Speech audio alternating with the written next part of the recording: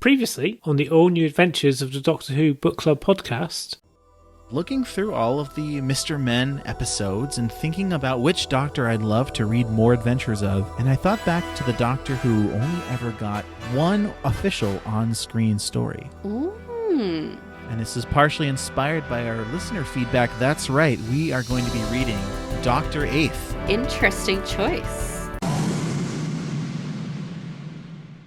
And now, our story continues.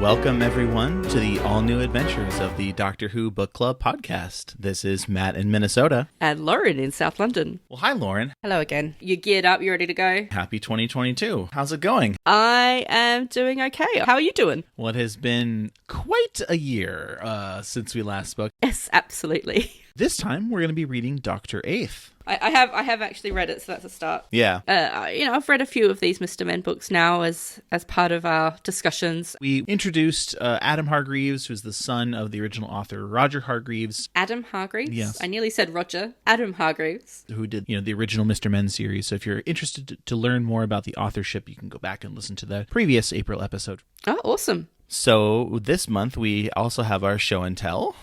So Lauren, what is your show and tell for the month?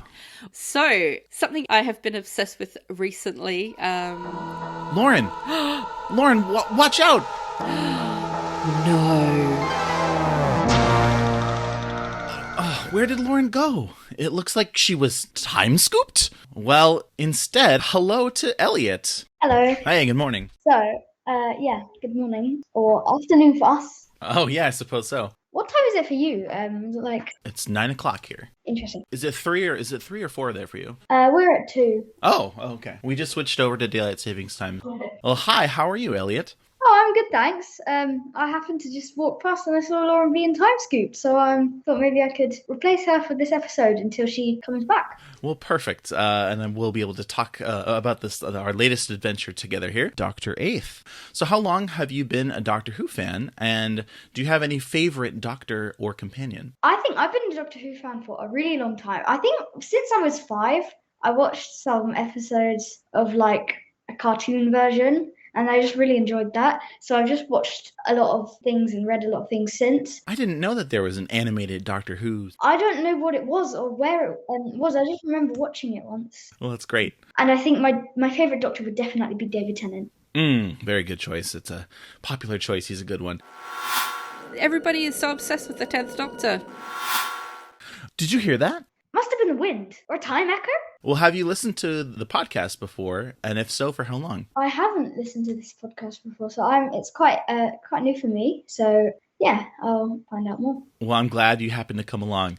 Well, one last question for you. Do you have a favorite story, a particular favorite Doctor Who story? Like a book or... Either one. So I think it's kind of a collection of stories, but 12 Angels Weeping, it's like a sort of Christmas special, but it's about 12 stories from the different villains of Doctor Who, and I just really enjoyed reading that, and it was quite interesting as well, because it had, I think, a different Doctor for each story as well, so that was pretty good, like that. I think that the podcast may have done an episode on that one before, so that is very cool.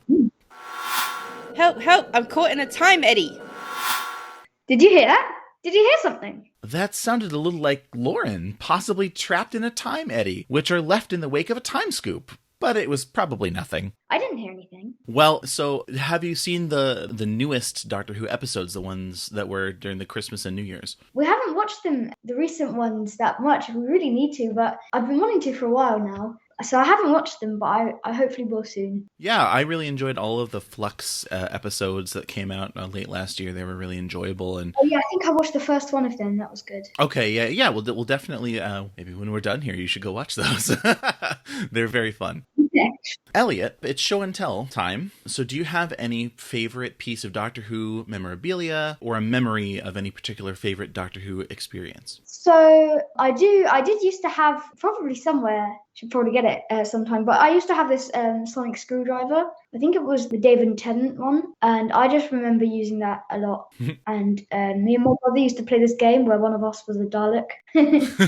So I think that's probably one of my favorite Doctor Who things that I did. That's fantastic. Yeah, and actually that reminds me of one that I can share. I do remember, so I'm a teacher, and at my previous school, I remember meeting one of the other teachers, and in his teachers have little cups full of pens and pencils and so on, and in his cup full of pens and pencils, he also had a sonic screwdriver. Yes. And so I knew right away that, we're going to be friends, this is going to work out just fine. So oftentimes when I see the sonic screwdriver toy sitting around, I always think of Scott, my old coworker. Yeah, you can tell that someone likes Doctor Who if you see a sonic screwdriver. Exactly. Ooh, I'm still waiting all overtime. That sounded a little like Lauren. Well, all right, let's go ahead and get on to our book for this month, which is Dr. Eighth by Adam Hargreaves, which is part of the Mr. Men and Little Miss series originated by Roger Hargreaves. All right, so let's get into the story here.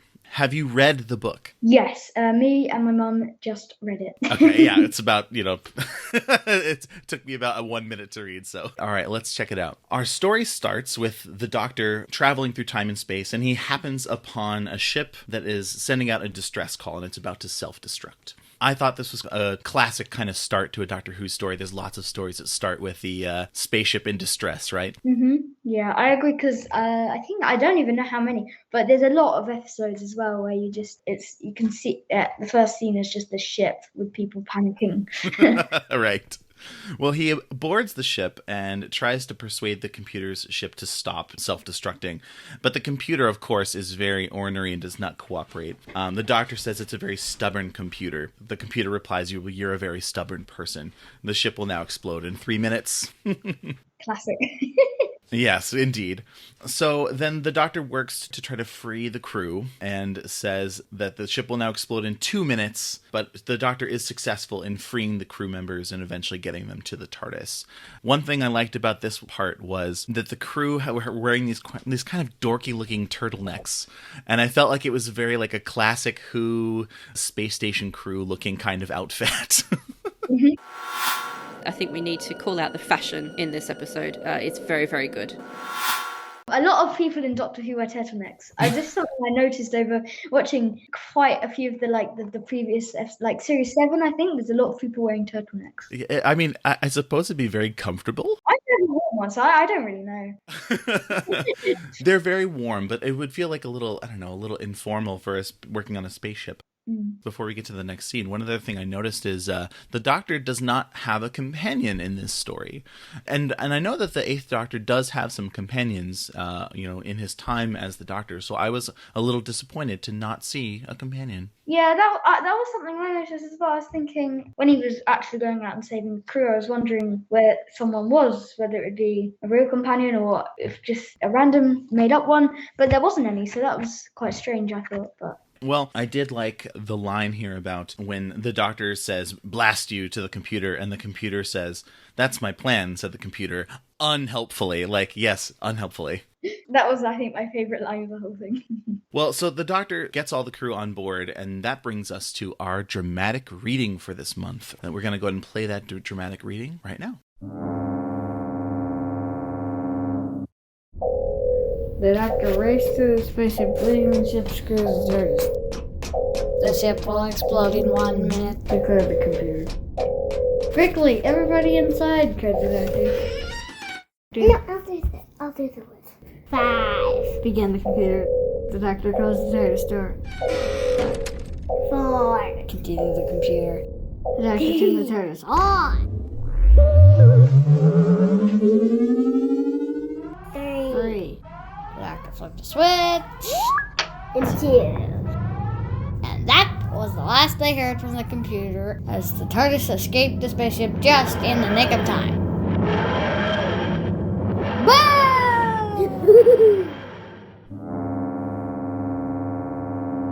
Wow. So that dramatic reading was by my niece and nephew, Tom and May. So thank you, Tom and May, for that wonderful dramatic reading. All right, Elliot, are you ready to move on to the next scene? Yes. All right, let's do it. So the doctor gets everybody onto the ship and says, I think everyone needs a holiday. And they whisk off to some pleasant location. Yeah, it's an interesting choice of final destination. I don't think it was, but Barbados, I think. It looked Ooh. like, I hope it's Barbados. I want to go to Barbados. Have you ever been to the Caribbean or anywhere like that before? No, but I want to one day. Yeah, same. I've never been there either. Well, I always find it's kind of sad where the doctor always means well and means to go somewhere relaxing after something stressful, and they always... It ends up being more stressful. Exactly. I always feel bad for his poor companions. I don't know where the crew goes after this. Yeah. Here. As the line goes, they need a vacation from their vacation. Mm-hmm. So the doctor gets to the beach and the crew runs away. And of course, what do they find on the beach, Elliot? Well, they find aliens that they find arguing aliens, which is not a good thing. No, and they find the Silurians and the Sea Devils. So the Silurians show up. I really like this whole exchange here from the doctor. He says, "What can I do for you?" asked the doctor, hoping that there was nothing he could do for them. "The beach is ours," cried the Silurian leader. "Fair enough," said the doctor. "I'll just be on my way then." That was my favorite line of the book. The doctor just being like, "Nope, bye." Yeah, it's like, well, I could help you. Fair enough, bye. Yep. I'm just trying to avoid it. I don't know, when the Silurians showed up, I was amused because one thing that my husband Matt always seems to say is that he always says that the Silurians have just as much of a claim to Earth as humans do, and if anything, they deserve Earth more than humans do. And it kind of makes me wonder if my husband is secretly a Silurian. Maybe. I guess I'll have to investigate. Yeah. Well, let's keep going. We're almost done here. It's not a very long book. So the Silurians and Sea Devils have a bit of a disagreement over who this beach belongs to. So then, in classic Eighth Doctor fashion, he is romantic. He's an optimist, right? So he, of course, wants to try to find the peaceful solution to this issue. So, Elliot, what is his solution? When the tide goes out, it's the Silurians because it's land. Right. But then when the tide goes in, argue the sea dragons, they think it's theirs. So no one really knows. Right. To go and say to the sea dragons that the beach is theirs. But then the sea dragons do not like that. Well, it's yes, but then he proposes that they try to share the beach, right? Mm-hmm. So while the tide is out, the Silurians can have it because it's land, and when the tide is in, then the Sea Devils can have it because it's water. So they don't really like that. Well, not at first, but then once they try it, they're like, oh, this is actually not so bad. Yeah. So at the end, they end up all playing together, and I believe at the very end, they grab a beach ball and start playing volleyball. And then the Silurians say, that's our beach ball. And then the sea dragons say it's theirs. So they're not going to get out of it that easily. And then the doctor says bye. Yep. So at the end, he sort of like avoids the conflict after all. But I do like that that the doctor tries to find a peaceful and happy outcome for all parties involved. It felt very Eighth Doctor. Yeah. We can kind of get to some of our reaction and analysis of the book here. So I thought that all of the Mr. Men books that we've analyzed here on the podcast, I thought this one felt the most like a kid's book because there was kind of a clear lesson or moral at the end about sharing is good, kids. Mm-hmm. Like a cliche almost, like not cliche, but like almost cliche ending where it's like, and they all lived happily ever after. Exactly. Which isn't necessarily a bad thing. I mean, the Mr. Men books are meant for kids after all, but but it felt kind of like look, if malevolent alien creatures can share a beach together, then you and your brother can share a bedroom sort of thing. Yeah.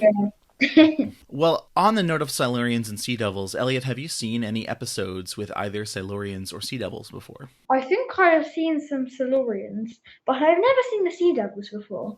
Yeah, same for me. I mean, the Silurians have been in a lot of 11th and 12th Doctor episodes. We had Madame Vastra, and she's a Silurian. Mm-hmm. I know that in the trailer for one of the upcoming stories this year that we're going to see the Sea Devils with the 13th Doctor, so I'm kind of excited for that.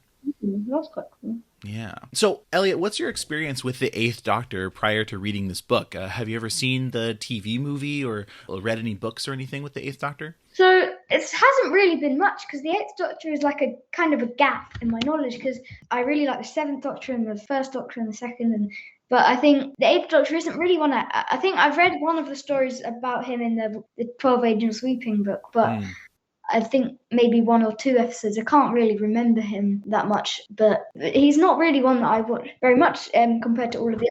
So yeah, and he has the shortest screen time of any Doctor. He's really just in the TV movie and then that one short, and that's pretty much it. But he has done so many novels and audio adventures and stuff that he debatably has more stories and adventures than any other Doctor, which is kind of a strange thing. I've listened to a couple audio adventures of him as well as of seeing the TV movie, and I really like him, but some of the stories that he's in, I wish that were a little bit better, I guess. So, kind of wrapping things up here, have you read any of the other Mr. Men books, Elliot, in this illustrious series? not any of the Doctor Who ones, really. I didn't even know they were Doctor Who Mr. Men's. Quite a cool thing, because I think that would be quite good for kids that are just getting into Doctor Who as well, because I think some of the, especially... I think, what was that episode in the second to last or third to last series? The Orphan 55. That was. Oh, yeah. And I would not recommend that for kids, but I think the Mr. Men is quite a good way to get people into it. And I've never seen them before, so Doctor Who versions anyway. So I think that's actually quite a cool idea. Yeah, for sure. And they are generally more kid-friendly kinds of stories. But it sounds like you read other Mr. Men things growing up as a kid? Yeah, a couple, like the ones in the school classroom in that big box. That's fantastic. I had never heard of him until my husband shared the Doctor Who series with me, so they're not really as much of a thing over here in the United States. I see, yeah. Well, let's go ahead and give our book a rating, shall we? I overall enjoyed this one. I picked the Eighth Doctor partially because I really enjoy the Eighth Doctor. And I like that this book had kind of two different stories. There was kind of a first act and a second act. Yeah. I like that we got a couple funny lines and good characterization of the Eighth Doctor. And I like that we saw not one but two classic Who villains here with the Silurians and the Sea Devils. So it's the Eighth Doctor, so I'm going to go ahead and give this book an 8 out of 10. I was thinking along the same lines, like 7, 8, maybe around there, because really the same. I like a funny book with like funny lines, but I also like that they had the Silurians in because they're quite cool.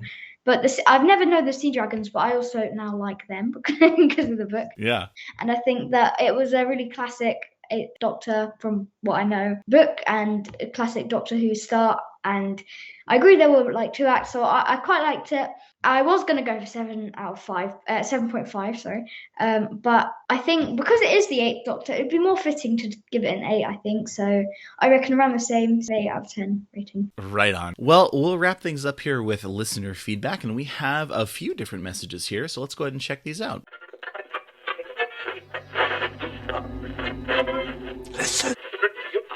We've got an email from Shaggy Matthews, and Shaggy says, another exceptional ANDWBC podcast episode by Lauren and Matt. I'm ready to read along with the previous episode, this one and the next. Spoilers, surprised they didn't rate this year's book as an 11, and check out the poster that came with my Doctor book collection. And there's a brilliant little poster of the Mr. Men Doctor Who series added onto there. So thank you, Shaggy, for that. That was brilliant. We can blame Shaggy for that. We've also got a tweet here from Jason Tucker, who's the founder of Console Room, which is a local Doctor Who convention here in Minnesota. And Jason says, so good to return to these adventures. I'm looking forward to the next one. So, well, Jason, I hope you enjoy this one as well, because I know Elliot and I have had a fun time recording it. Couple more things here. We've got a tweet here about the Christmas Surprise, which is a Dr. 10th story, again in the style of the Mr. Men books. Looks like we have the David Tennant Doctor in a little Santa hat running around and being chased by a malevolent snowman. So I might have to check that one out.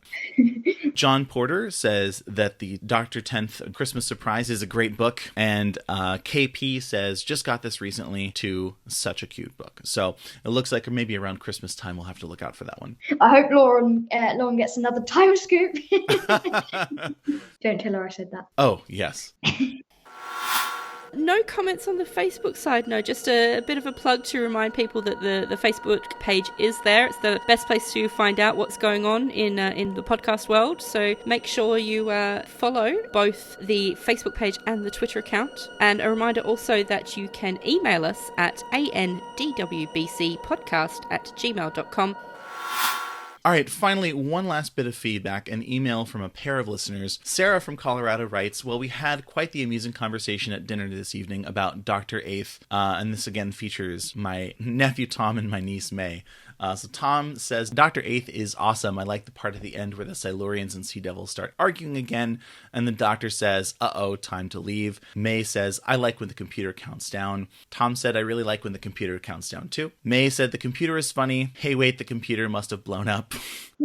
Tom says, remember, because the ship was going to self-destruct, so it probably took the computer with it. May says, some explosions do that, and some kaboom the whole area. On the Silurians and Sea Devils, May says, they always argue. That's their thing. And then finally, on whether this is their favorite of the Mr. Men Doctor Who books, Tom says, no, my favorite is Dr. Ninth, when the mannequins come alive, and with Mr. Socket's electrical shop and Miss Dinky's toy shop. May says that my favorite is the one with Missy, which is the Dr. 12th book. I see. Well, wonderful feedback there from Tom and May in Colorado. So thank you to those young listeners for giving us some feedback. Thank you, Matt. All right, Elliott, to wrap things up here, you get to pick the next Mr. Men book in the Doctor Who series. Now, you can't pick the 8th, 11th, or 12th Doctors, but all the other ones are available. Ooh. I would pick the first Doctor. Just to go back a bit. Yeah, gonna go all the way back to the beginning. Mm-hmm. I like it. So that will be our next... Cool. Yeah, so that will be our next episode then. Well, until next time, this has been Matt in Minnesota. Lauren in South London. And Elliott in the UK. Happy reading, everyone. And stay safe out there. Thank you for listening. Bye. See you next time.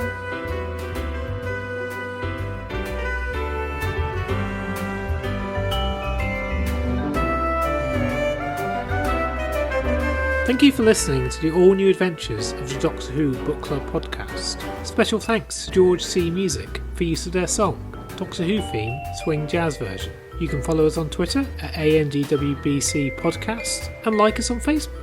Help other listeners to find us by leaving a rating or review on Apple Podcasts or your podcatcher of choice. You can contact the show by emailing your thoughts to andwbcpodcast@gmail.com. And until next month, happy reading.